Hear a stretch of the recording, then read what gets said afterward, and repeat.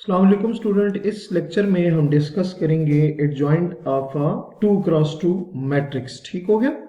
सो adjoint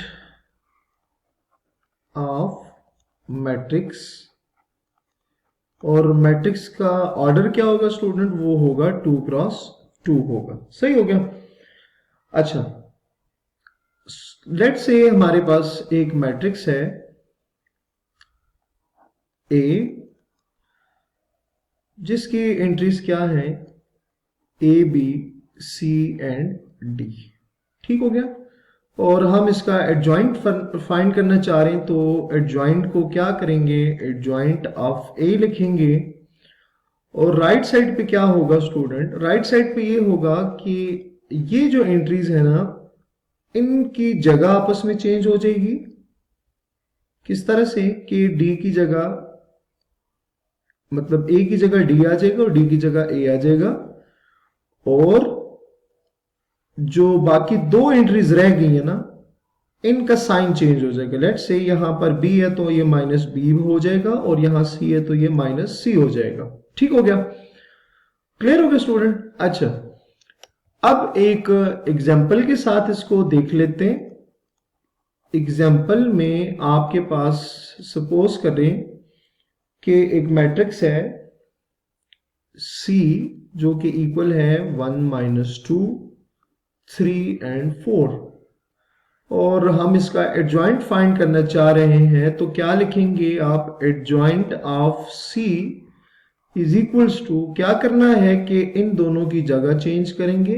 1 की जगह 4, 4 की जगह 1, 3 की जगह -3, और -2 क्या आ जाएगा? +2 आ जाएगा स्टूडेंट। ठीक हो गया। सो इसमें आपने क्या सीखा कि किसी भी 2x2 मैट्रिक्स का एडजॉइंट कैसे फाइंड करना है। ठीक हो गया। नेक्स्ट स्टूडेंट हम डिस्कस करेंगे inverse of a 2x2 matrix. क्या? Inverse of a 2x2 matrix. Inverse of a 2x2 matrix. ठीक है। अच्छा स्टूडेंट, यहां पहले हम ऐसा कर लेते हैं कि जो सिंगुलर और नॉन सिंगुलर मैट्रिक्स है उसको पहले डिस्कस कर लेते हैं, उसके बाद आ जाएंगे हम किस पे? मैट्रिक्स का इनवर्स क्या होता है। ठीक है। सो अभी हम डिस्कस करेंगे singular and non singular matrix. So singular and non singular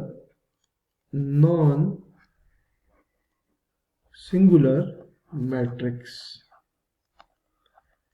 अच्छा, बहुत ही आसान है स्टूडेंट। सिंगुलर मैट्रिक्स क्या होगा कि कोई भी मैट्रिक्स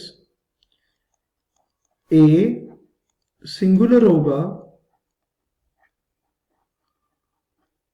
इफ, अगर उस मैट्रिक्स ए का डिटर्मिनेंट क्या आ जाए?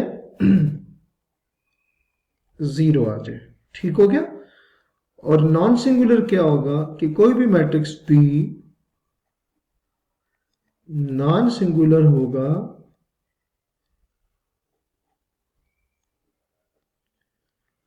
इफ उसका डिटर्मिनेंट अदर देन क्या आ जाए? 0। ठीक हो गया स्टूडेंट।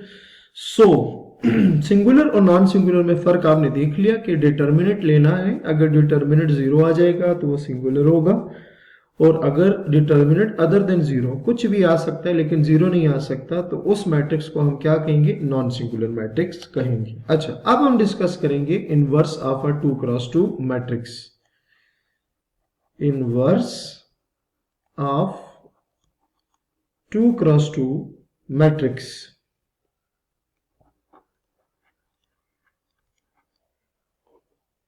अच्छा स्टूडेंट, इनवर्स में क्या होगा कि लेट से हमारे पास एक मैट्रिक्स है ए, और उस मैट्रिक्स ए का नॉन सिंगुलर होना मस्ट है। सही है।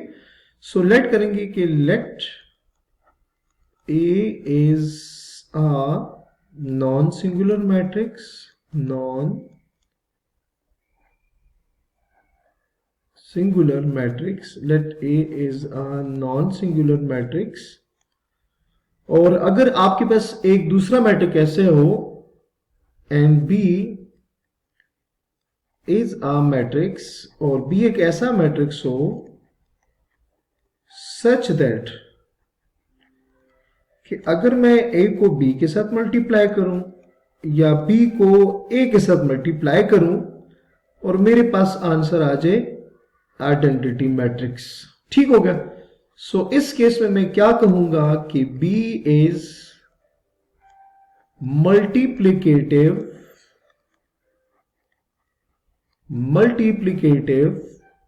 Inverse of A। ठीक हो गया। और ये जो इनवर्स है इसको स्टूडेंट डिनोट किया जाएगा किससे? A inverse. ठीक हो गया।